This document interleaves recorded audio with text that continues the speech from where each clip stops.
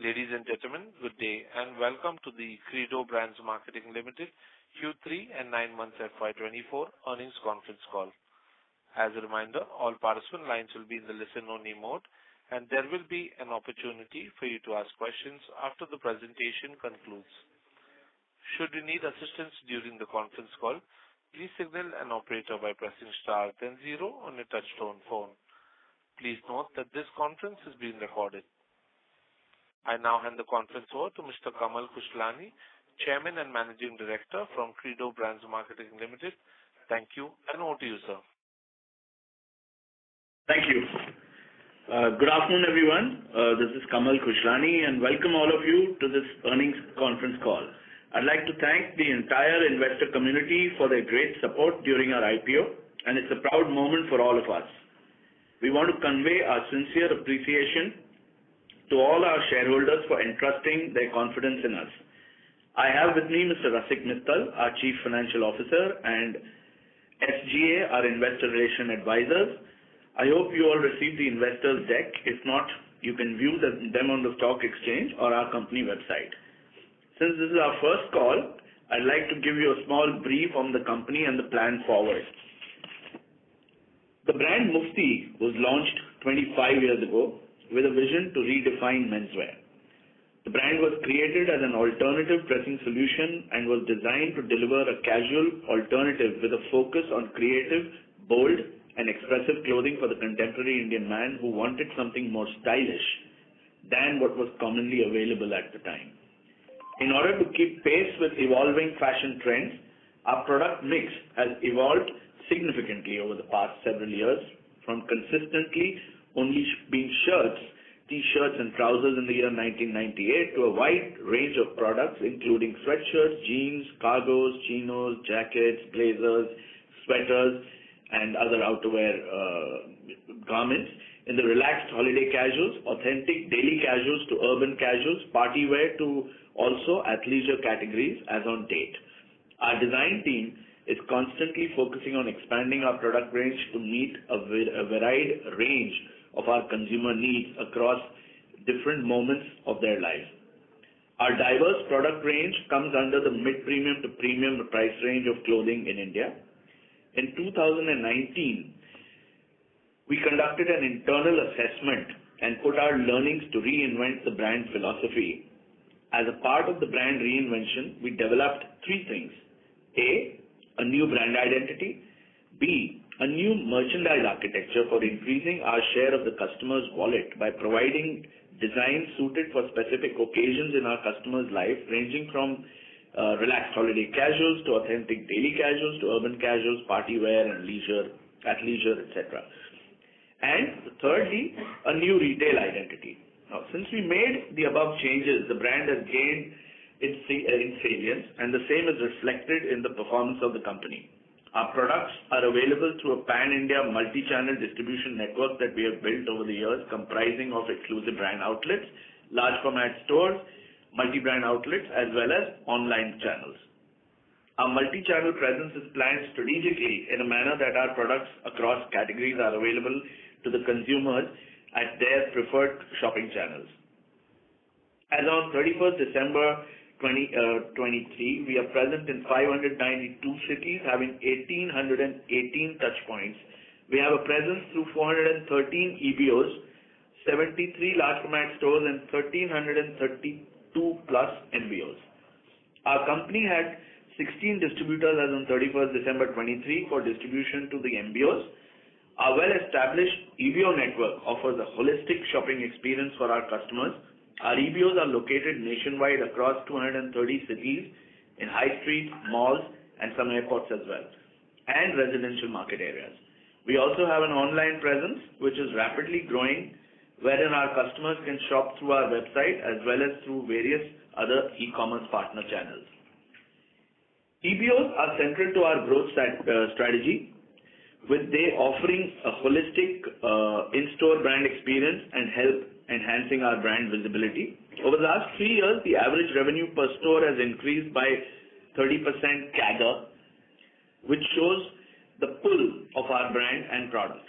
During the 9 months ended FY24, the company added a net total of 40 stores, bringing our total EBO count to 413 stores, in line with our commitment to increasing accessibility and convenience for our customers. We aim to add to 50-55 new stores on a net basis for the full year 2024.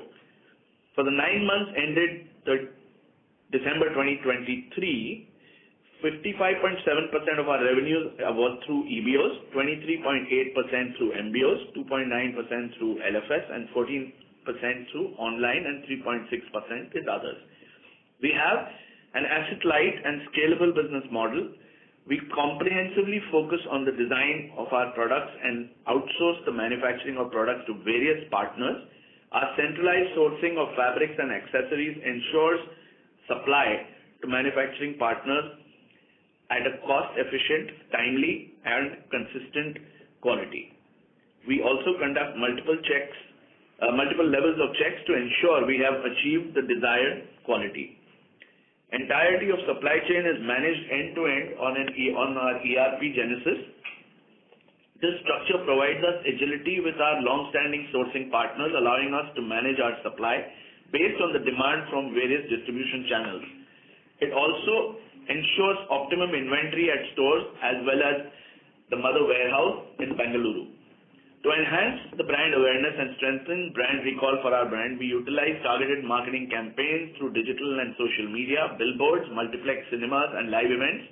In keeping with the above, we release our ad films across cinemas in the country, driving a strong brand recall with our consumers. We've developed a strong brand identity through effective brand advertising and multiple marketing campaigns for our brand. Now, coming to our growth strategy, we plan to expand our store network in existing as well as new cities. We have identified several markets as having potential for opening further EBOs. This offers the potential for market share gains, increased brand recognition, and economies of scale. Focused expansion of product portfolio to evolve the brand Mufti as a 360-degree men's lifestyle brand. We want to leverage technology to improve supply chain management and enhance customer experience. We intend to further invest in IT to improve productivity and increase operating efficiency and customize buying experience of our customers, both in store as well as online. Our aim is to create a brand for the future. We will continue to enhance brand appeal through focused marketing initiatives, and we are doing targeting initiatives by projecting our brand based on our style, vision, and our philosophy. During the last quarter, we did increase our spends towards marketing initiatives to the tune of 12.8 crores, an increase of 8.3 crores over the last Q3 of last year. Going forward, we plan to spend in the range of 4 to 5% of our revenues on branding and advertising. Deeper penetration to grow sales through online channels. We want to capitalize on the increasing e-commerce demand in Indian retail and grow our share of sales from our website as well as e-commerce partners. We also plan to invest in growing our social media presence. The share of organized market for men's apparel is expected to increase from approximately 45% in FY22 to reach 60% approximately by FY27. India's predisposition toward casual wear has grown exponentially over the last few years. Some of the factors that have accelerated the rise of casualization for menswear are increasing urbanization, social media connectivity, growth and influence of mobile internet, and increased buying propensity amongst consumers, and the concept of Friday dressing in the corporate world. Every day seems to be a Friday for some of our customers. Also, for time-pressed consumers today, casual western wear is easy to maintain and wear, and thus becomes the preferred lifestyle choice. As a result, the categories such as denim, activewear, casual wear, athleisure, and loungewear are growing at a CAGR greater than 20% as per the industry reports. Going ahead, we aim to grow faster than the industry and increase our market share. Now, coming to our quarterly update, the company has remained steadfast in its growth trajectory despite persistent challenges at the industry level, placing significant emphasis on operational efficiency. Throughout the third quarter of FY24, the retail sector in India experienced subdued demand, which extended into the festive period also. Revenue for Q3 grew by 15% year-on-year for us. As mentioned earlier, during the last quarter, we spent a lot higher on branding and advertising to the tune of 12.3 crores. For the 9 months, it is 23.7 crores. This has led to slightly lower margins than expected. And this was done with the objective of communicating the brand in its new avatar to the consumers. The marketing spend has helped the company grow the revenue at 19% in this 9-month period despite the muted demand in the industry. Excluding this expense, our EBITDA would have grown at roughly 18% year-on-year. In the context of the current subdued demand in the retail industry, the short-term outlook may seem challenging. Nevertheless, taking a broader long-term view reveals promising indications and growth opportunities. Despite potential constraints on immediate consumer spending attributed to factors like shifting consumer behavior or reduced discretionary spends, the fundamental strengths of the retail sector endure. Our sector's resilience, coupled with our adaptness in responding to evolving market dynamics and our commitments to technological advancements and product innovation, positions us favorably for attaining enduring growth. For FY24, we anticipate a revenue growth ranging from 18 to 20 odd percent and an EBITDA margins within the range of 28 to 30%. We foresee PAT remaining relatively flat for the current year, primarily due to a higher advertising expenditure aimed at enhancing the brand appeal. The fruition of this investment is anticipated in the coming time. Looking ahead to the next fiscal year, we do not anticipate a significant uptick in advertising spending compared to the current year. Our goal is to achieve a revenue growth of 15 to 20% for the next year, which in turn will enhance margins and overall profitability. With this brief, I'd like to hand over the call to our CFO, Mr. Rasik Mittal, for the update on the financial performance. Thank you. Thank you, Kamal. Good afternoon, everyone. First, I will give you the financial highlights for Q3 FY24. Revenue for Q3 FY24 grew by 15% year-on-year to 150 crores. Our SSSG for the quarter stood at 1.4% year-on-year. Gross profit stood at 90 crores, a growth of 19% year-on-year with a GP margin of 59.8% for the quarter. EBITDA for the quarter stood at 42.5 crores as compared to 42.9 crores in Q3 FY23, a degrowth of 1% year-on-year. Our EBITDA margin stood at 28.3%. This is mainly due to increased advertising costs. Excluding this expense, our EBITDA would have grown by around 18% year-on-year. Coming to 9 months FY24 performance, revenue for 9 months FY24 grew by 19% year-on-year to 434 crores.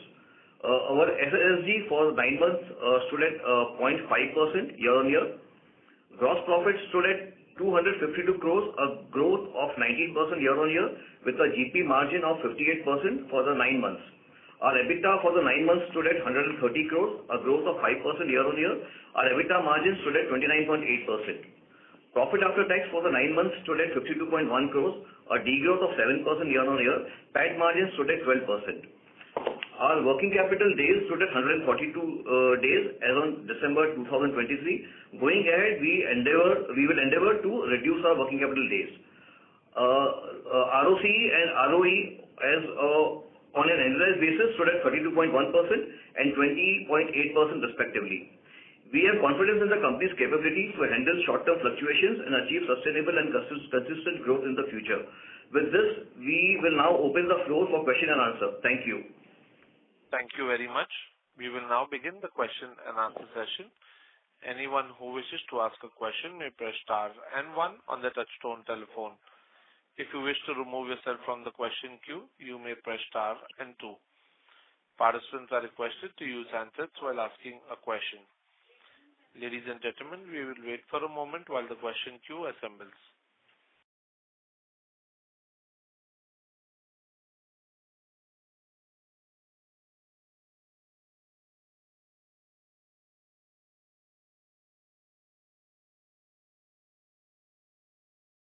The first question is from the line of Surya Narayan Nayak from Sunidhi Securities and Finance Limited. Please go ahead. Okay. Thank you for giving me the opportunity, sir. But in Q2, you have said that some of the revenue have slipped to the Q3. Okay. But if you see the quarter-on-quarter growth, it is 9% down. And I don't think Q4 if you compare with the Q4 of the last year, it was softer than Q3. So this year the sales momentum is low already. So what kind of growth you could be achieving in Q4 that we would be getting an YY growth of 18% or 15% plus in FY24? That is my first question. Hi, Suryanarayan. Suryanarayan, in our industry, the revenue for Q1 and Q3 is generally muted as compared to Q2 and Q4. So that's why Q3 revenue is looking a little lower compared to Q2. This is an industry phenomenon. But you said that. But you said in the quarter is not comparable. But you said in the presentation that some of the revenues have slipped to the Q3 from Q2. If Q2 was heavy, then that would have been reflected in QOQ jump in Q3, but it is otherwise decline in 9%. So, Suryanarayan, in some sense, some revenue moves to Q3. When we say that, it does not mean that Q3 will be higher than Q2. It's historical, and that's the way it is for our industry. There's a certain seasonality that matters, which is primarily we work on two big seasons in India, which is autumn-winter, one, and spring-summer, the other. Now, when you go into spring-summer, typically that season, ends in June, July, goes into, discount period, etc. Your fresh season then starts. So Q2 becomes a higher season, and that's how it's reflected in the books. But if you see last year compared to the Q2, Q4 was lower revenue last year. So, Surya, last year, because the markets were not conducive, the GR percentage was a little higher in Q4. That's why it is it was impacted a little. Yeah, and also last year we took the call of trying to send out fresh goods a little bit earlier to test how it works in this market where a lot of period is utilized by end of season sales.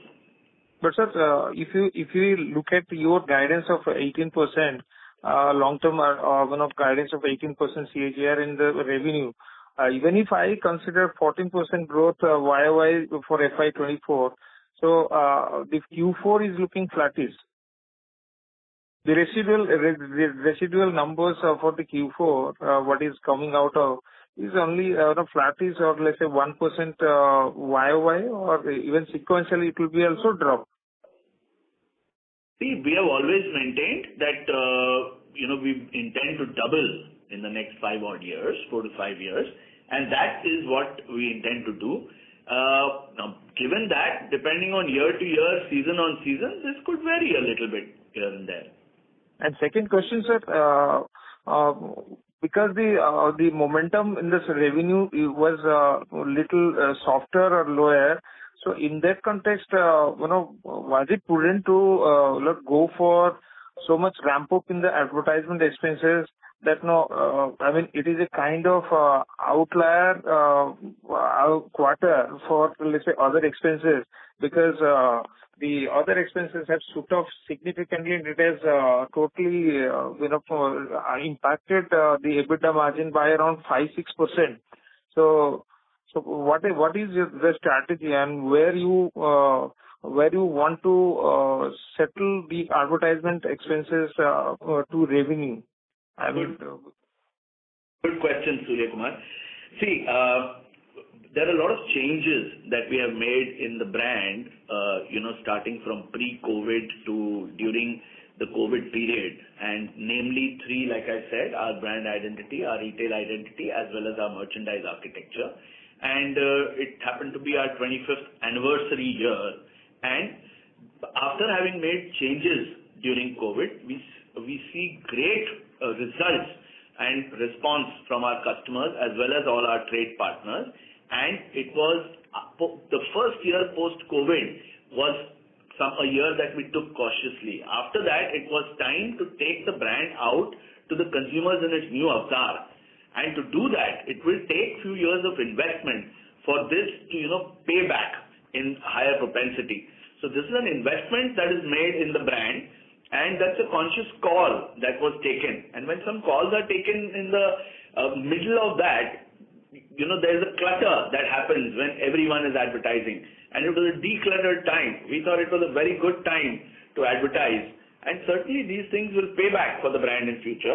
And we intend to, keep the expenditure roughly between 4 to 5%, even going forward, as I mentioned earlier. Typically also in the range of 3.5%, 4, 5%. But that's where we intend to keep it, Surya. So 3.5% to the revenue, you are saying? Yes. I'm saying 4 to 5% is what we intend to keep our expenditure at as far as advertising and promotion is concerned. So considering that, it will be recurring every year? Sorry? Will it be a regular phenomena for each year, or sometime the intensity will be reduced? So these are tactical decisions, which will be taken, year on year, season on season. But the range that we will keep in advertising will be 4 to 5 odd %. Okay. So can you give the segmentation, or let's say segregation of the advertisement expenses in terms of let's say celebrity or any models or whatever, let's say personal expenses or digital expenses, whatever the expenses mode you are doing. So can you give a breakup? The overall expenditure has gone up. It is not for a celebrity or a model and things like that. There are other things that we did in terms of digital initiatives and on releasing the films in cinemas on a larger scale. Like I said, to take the brand out in the new avatar to the consumers. So it's not like it's gone in one direction in particular, but details maybe later on you could get in touch with Deven and we could reflect on that. So, sir, EBITDA margin, where we want to see what kind of EBITDA margin sustainably we can look at? Because, if let's say advertisements keeps coming, year and there, then obviously it impacts the EBITDA margin. So 33% we did last year. So this year we could be ending with, let's say, around 3% lower. So due to these expenses. So shall we mean that the EBITDA margins will be settling around to the 30% or lower?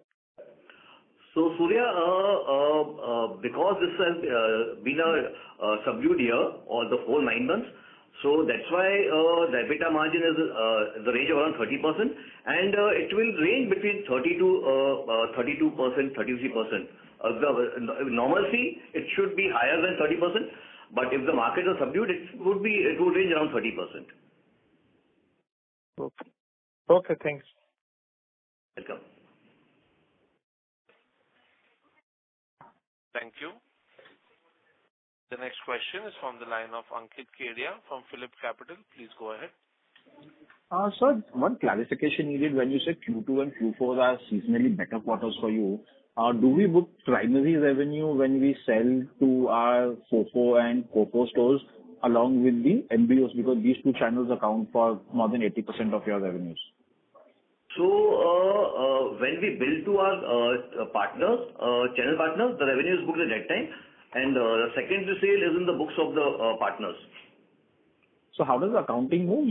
Only the commission is what we pay them later from a EBO perspective? Billing done to them, the ownership of the goods passes on to them, and we book revenue at the time of sale to them. Net of margin. Net of margin, yeah. So all the margins are built into the billing, this thing. When we bill it to them, all the margins are built into that. So in that context, why was the inventory high for the quarter? Because, this is the best quarter, and probably have you built inventory for the next season coming in? Yes. So we generally, because the kind of cash flows we have, so we generally get the goods in advance so that we don't.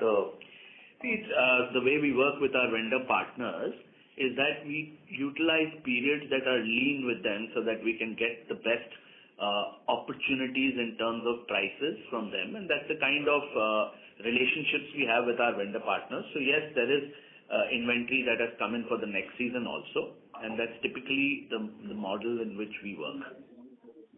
Sure. So second question is regarding online revenues. You expected to grow 200% over last year in terms of your online revenue. You're always shied from, spending online. Now suddenly we have seen a focus coming back on online, and especially in your opening remarks, you said on your own website as well. Last year you had done only 2.5 crores from your own website, which is 0.5% of the company revenues. So over the next 3-year period, where do you see online revenues being there, and in that own website being what percentage? And what we understand is online is the least margin business. So, as the online business grows, will you also see shaving off of margins coming on this channel? So hi, Ankit, right? Yes, sir. So Ankit, see, the way we utilize the online channel is to clear our old season merchandise. See, the most important thing in our business is to be able to liquidate everything we make profitably. Okay, that's what our business is all about. Now, as long as we are able to liquidate whatever we make profitability, we're in a good business. So what happens is, like Rasik said earlier, that depending on a season, our margins could vary by a couple of percentage here and there as far as EBITDA is concerned. That depends on how good or bad a season is. If we have targeted to sell 100 pieces in the next season and we have produced 100 pieces, we have to ensure that we are able to liquidate those 100 pieces profitably.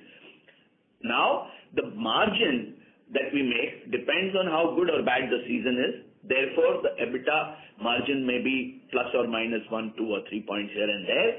Now, coming to whatever we sell on the online and whether we make money or not. Whatever we sell, even online, albeit the margins are lower, but we are able to liquidate whatever we make even on the online platform profitably.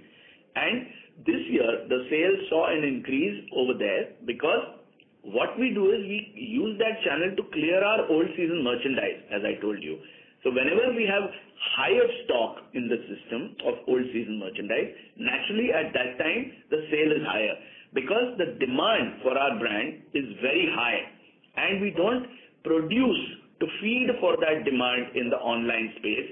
We don't make special units just to sell in the online space. We use it to clear our old season merchandise. So whenever there is inventory, we are able to liquidate that also very, very easily and profitably. So whenever there is inventory in the system, our sales would go a little higher. Whenever it is lower, it may go, the sales could be lower. So that's how we manage the inventory. It's everything boils down to whatever we have made should be able to be liquidated profitably, Ankit. No, sir, I understand that. So it's very clear that your online channel is not your focus. It's a liquidation channel for you, and that would be margin dilutive if the inventory is high, and you would not, core focus would not be online for you. Is that a right assumption? All right, yes. Sure. Sir, another question regarding online is, what will be a full price sell-through for the company level overall now? Because online is purely discounted, and then again, with the year not being good, and you want to liquidate inventory across channels, so how does your full price sell-throughs come? Roughly, whatever we produce now, roughly 80% of that we are able to clear off by the end of season sale. And out of 80%, half and half is what we treat as fresh sale and half is end of season sale. So these are rough numbers. The season is good, it could be a little more than half in fresh. If it's bad, it could be a little less than half in fresh. That's the range where it is. And so the industry ballpark would be around 50-55% full price sell-through. So you at 40% full price sell-through. So Ankit, see, net of returns, it would be ours also is around 50% only. Okay, you said 80% or 50%. That is a sell-through, 20% out of what we produce. It depends on how you present it, Ankit. It's maths. Sure. So my next question is on the manpower expenses, which you said for the warehouse. A lot of the companies are going for 3PL warehousing, and for the company of your size, would it make sense to have a own warehouse and own staff, or you would like to have a 3PL warehouse, which would give you flexibility and not have staff on the third party or payrolls? We work on a mixed model. We also have some small portion of ours with 3PL partners, but we are able to run our warehouse very efficiently, and we have a very, very, strong team in Bangalore for our operations of production there. And that place is, able to manage our warehouse very efficiently, and we are very happy to do that ourselves. And whatever we have done in the warehouse is that we have increased our capacity. The warehouse that was earlier, we had about 50,000 square feet, is currently across different levels, is almost 140,000 square feet. So we've become future ready and created the space that is required and the manpower that's required for the growth that we anticipate in the future. Sure. And one last question that have been made, keeping the forthcoming period in mind. Sure. And so the last question is on the MBO business. Today we are around 1,300, 1,350 MBOs. Where do you see yourself in next 3 years from a penetration perspective? You can reach 1,500, 1,800, 2,000 MBOs over the next 3 years? Ankit, India is giving an opportunity across all kinds of cities and all kinds of channels. See, typically what happens is that how growth has happened over the last 15, 20 years is that, there are small towns which have MBOs that sell local brands, okay? They don't sell national brands, so to say. Now, as India is growing richer and as that town grows richer, what starts happening is that some of the people of that town start gravitating to nearby bigger towns to buy brands that they aspire for. Now, at that time, some of the brands and some of the retailers in these towns wake up to that, and they begin migrating towards brands like national brands like us, Levi's, US Polo, etc. So then they start stocking us, and slowly that town becomes conducive for single brand retail. And to give you an example, Indore, let's say about 10, 12 years ago, had one exclusive brand outlet for us. Today there are 6 or 7 brand outlets in Indore that we have today. So that town keeps growing horizontally. Then similarly, there are smaller towns which keep coming up where there are MBOs that keep sprouting up. So we intend to keep adding, but I don't have a number for you that, exactly in the next so many years we will hit the 1,500 mark or so. It's a mark. There are a lot of dynamics that come into play. But we are seeing growth across all kinds of cities and in all channels. I mean, I gave you an example of horizontal growth of EBOs, and somehow new towns come up where MBOs open, and then some towns where MBOs have opened, and how EBOs start opening there when it becomes conducive for single brand retail.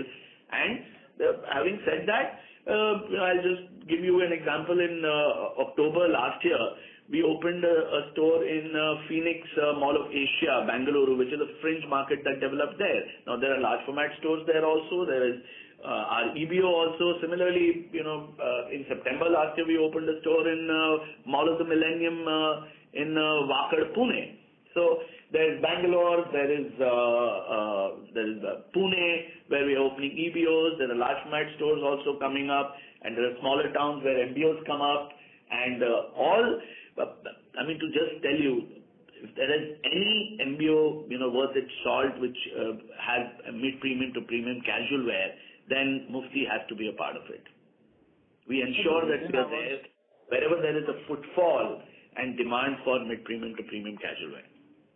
So the reason why I was asking is, if you're guiding for the 17-18% growth, your EBO addition is around 12% growth, 50 to 60 stores on a 420, 430 base. Online is a liquidation channel. If the inventory is high, you would push it, else it could come down again to less than 10% of revenue, and we can see a decline in online as well. So the only lever remaining is the MBO. And there, if you're saying the number of MBO growth is uncertain, then what confidence do we have that we grow 18% of your top line? I didn't say I'm uncertain. I just said that we are unable to give you an exact time as to when I would reach 1,500 EBOs or MBOs or 1,800 MBOs, purely because that's not in my hand. What is in my control? Hence, we have a range of growth, Ankit. See, we intend to grow by opening of stores, and we intend to grow by having some same-store sales growth. Both of these put together, and some MBOs also that keep opening along with this. And same-store growth happens at all points of sale, which include MBOs and EBOs. So it's a combination of inorganic and organic both. And when we say inorganic, we mean expansion of new stores and MBOs, and organic, we mean same-store growth. So both of that put together is what we expect to help deliver growth. Understood, sir. Thank you so much and all the best. Thank you. Thank you. Ladies and gentlemen, in order to ensure that the management is able to address questions from all participants in the conference, please limit your questions to one or two per participant. Should you have a follow-up question, we would request you to rejoin the queue. The next question is from the line of Shinjana from Ratnatraya Capital. Please go ahead. Hi, thank you for the opportunity. I had two questions. One is that if you can explain the store economics a little bit. What is the average store size? What is the revenue per store? What is broadly the OpEx per store like? And what would be the investment in a store? That would be helpful. That would be my first question. Yeah. So hi, our average store size is around 750 to 800 square feet. The capex that we have to do for the renovation of the store is around 25 lakhs per store. And over and above that, the inventory that we need to put in the store is around 15 lakhs on COGS. Understood. And the revenue per the average revenue per store? On an average is around 90 lakhs per store. 90 lakhs. Okay. And this 90 lakhs is at the company level, what we get, or at the billing level here? No, it is at the counter level. See, store economics will be at counter level. Got it. And what would be the broad OpEx like, including rent? So, in a company-owned store, the rental would be around 24-25%. Okay. Yeah, and for a COFO store, the rental would be around 19-20%. Sorry to interrupt, Ms. Srijana. May we request you to return to the question queue for follow-up questions. Thank you. Our next question is from the line of Utkarsh Maheshwari from Reliance General Insurance. Please go ahead. Good afternoon, sir. Good afternoon. Yeah, sir, just to add on that Ankit's question, I mean, this time we have done a SSG of 0.5% in last 9 months, and for the Q3, the SSG was 1.4%, right? Yes. So do you think that this number, this is at the level where you really are happy, or what could be our aspiration? Because, I mean, we just want to add up to understand how many EBOs how many stores do we intend to add up in F25 and 26 in next 2 years, and how do the SSG think what we are targeting as such? So, Utkarsh, we certainly are not happy with a 0.5% same-store growth, but unfortunately, the market, the demand, the consumer sentiment has been muted, and that is across industry.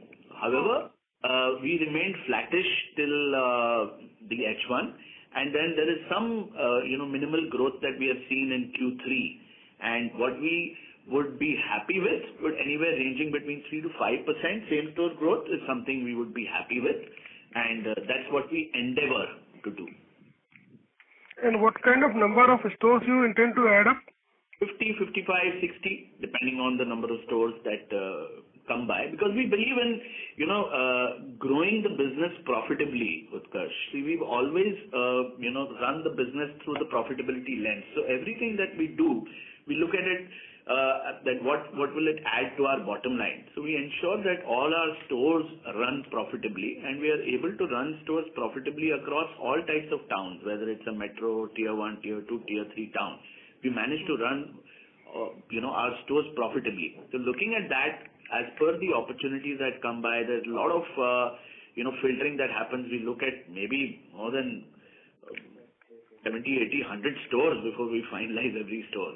So there's a lot of filtration that happens before we finalize a store and confirm it. Okay. So, I mean, I believe at the start of the call, you mentioned about 18% growth. That is what you are targeting, 18 to 20% for the current year, right? Hello? Yes. So I just want to understand, I mean, you mentioned that the profitability may remain flat. So basically, it is fair to say that the maximum of the possible expenditure in terms of your ad pro and everything is behind now? Maximum, yes, is behind. I mean, it may not move up because, I mean, you mentioned that it will be like in the range to 4 to 5%. So where have we reached at this juncture, if you can quantify? See, currently we've spent about 23.7 odd crores and... That is for the current quarter, right? So, Utkarsh, currently I think the spend is around 5.5%. 8.5%. Okay. So, yeah, for 9 months it is around 5.5%. So, it's slightly higher because of this additional investment in the current year. But going forward, we'll be in the range of 4 to 5%. Thank you. Sorry to interrupt, Mr. Maheshwari. May we request you to return to the question queue for follow-up questions? Yeah, no worries. Thanks. Thank you. Our next question is from the line of Kunal Bhatia from Dalal & Broacha Stock Broking. Please go ahead.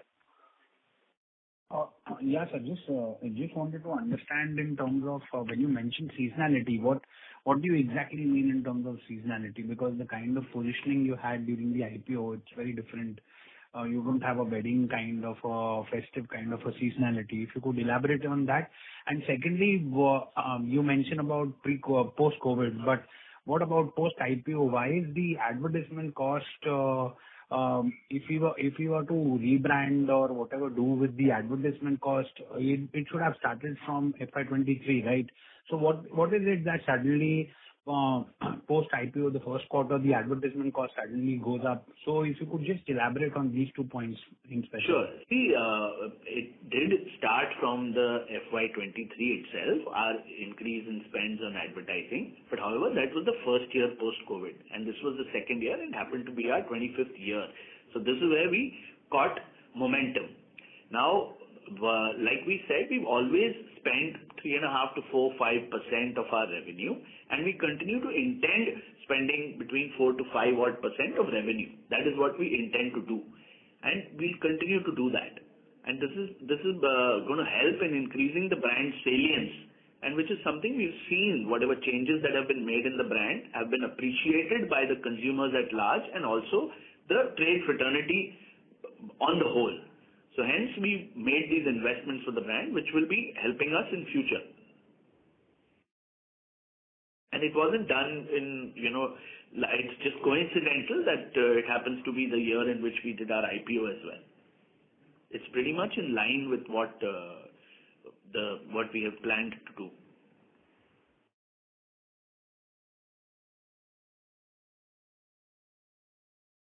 Mr. Bhatia, does that answer your question?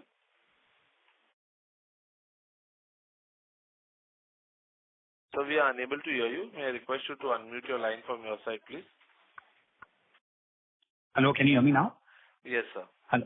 Yeah, sorry for that. I was just asking about the seasonality element. So what do you exactly mean on the seasonality element? Because seasonality does not just mean like the wedding season or like that. Like I earlier mentioned, that we work on 2 big seasons, which is autumn, winter, and spring, summer in India. And that's how it reflects in the books at that time, because that's when the goods for the new season are pumped into the stores, right? At some point, the stores are emptied with the old inventory, and they are refreshed with new inventory that goes in for each season.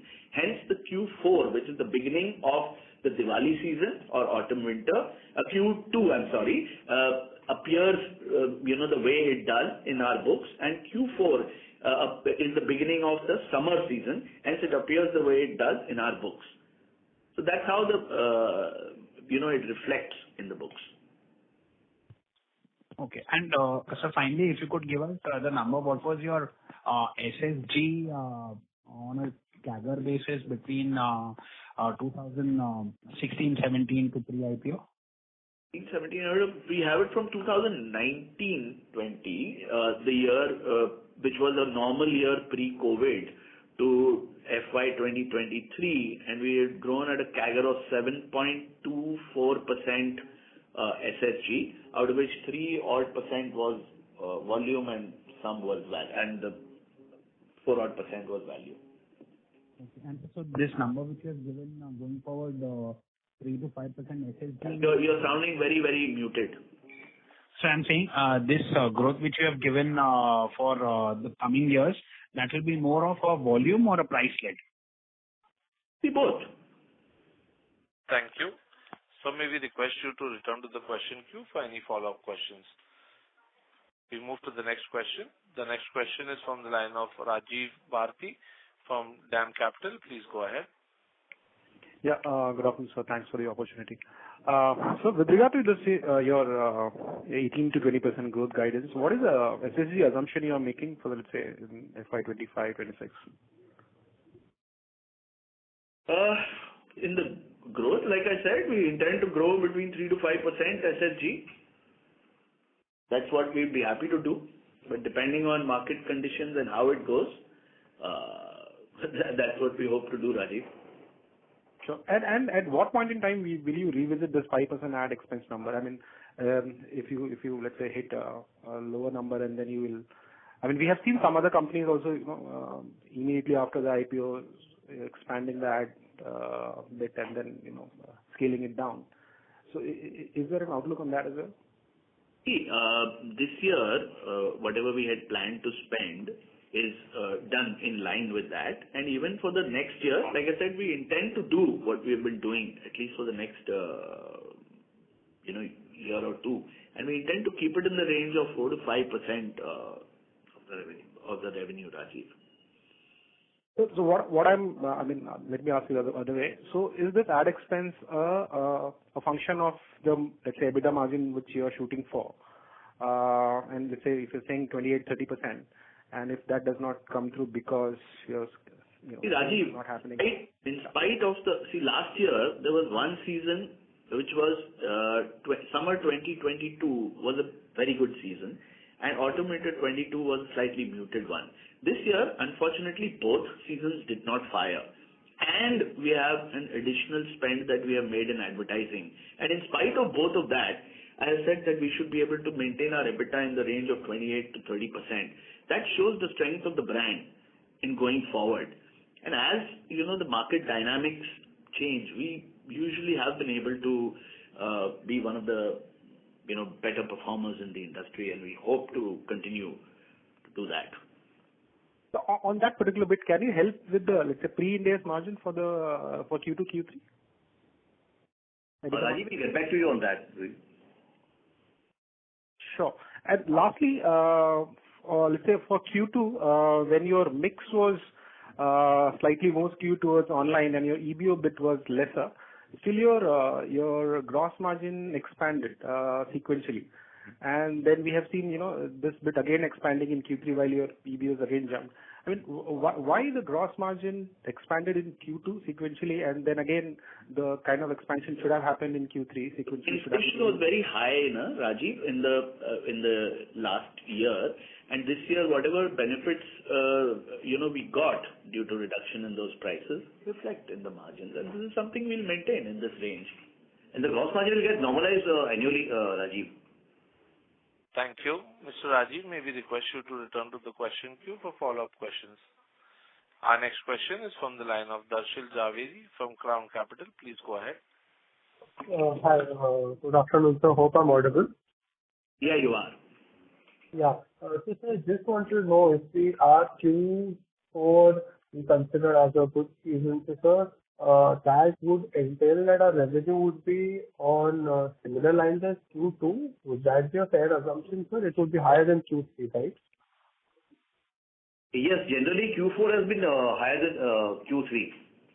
So it will, the season has been a little muted. So It will depend on how much goods are returned, by our distributors and all that. But those are just a few percentage points, one or two percentage points here or there. It's not something alarmingly different. The way we plan our business is consistent. It could go up a little, it could go down a little, but it's never going to be majorly north or south. Oh, okay, sir. So I just wanted to also ask about, our kind of, just want to reconcile our revenue guidance and our stores, economics. So in case if we are adding around 50 to 60 stores every year, so that would in general give us around additional 50 crores of revenue if we are getting 90 lakhs. And with the same store growth also of 3 to 5%, we should be growing maybe higher than what we are targeting. Is that a fair assumption? Are we being a bit conservative? See, you could choose to say that or look at it the way you'd like, but typically in the first year and the initial years, the stores have a higher rate of growth. So some of them deliver, and this depends. There are all types of stores that come in, starting from metros to tier 1, tier 2, tier 3 towns. So tier 3 towns may have lower the tier 1 towns may have a higher sale, etc., and sometimes even otherwise. So this the number we are giving is an average number. And yes, typically we believe in delivering whatever we aim to do. Okay, sir. This is one overall. So do you see any more muted of growth or some kind of risk, because Q4 also half of the quarter has now gone by. So just like anything that you see the sluggishness in the demand continuing, pursuing, or something like that. Sorry. Markets as of now still are subdued only. The demand is still subdued. So we are waiting for the demand to pick up. Thank you. Mr. Javeri, may we request you to return to the question queue for follow-up questions. The next question is from the line of Sagar Sethi from Sethi Investment. Please go ahead. You said demand is subdued, but some companies reported 20% sale growth Q1Q. Sorry? Can you please repeat the question? You said demand is subdued, but some companies reported 20% Q1Q growth for this quarter. You're a little unclear. Could you say it a little louder and softly? Mr. Sethi, may I request you to use your handset, please? Slowly, sorry, not softly. Some companies have reported 20% Q1Q growth for this quarter, but you said that demand is subdued. Demand is subdued, but we can't understand what you're saying. What? But some companies have reported 20% Q1Q growth this quarter. Could you write that down on the chat so we can see? Oh, there is no such thing. Okay, sorry. Can you repeat your question a little slowly, please? Due to time constraint, that was the last question for today. I would now like to hand the conference over to the management for closing comments. All right. Thank you. Thank you everyone for joining us. I hope we have been able to answer all your queries. We look forward to such interactions in the future. Once again, I'd like to thank the entire investor community for the support shown to us during our IPO, and we will live up to the expectations of you all in future. In case you require any further details, you may contact Mr. Deven Dhruva from SGA, our investor relation partner. Thank you very much, and have a good day, gentlemen and ladies. Thank you. On behalf of Credo Brands Marketing Limited, that concludes this conference. Thank you for joining us, and you may now disconnect your. Thank you.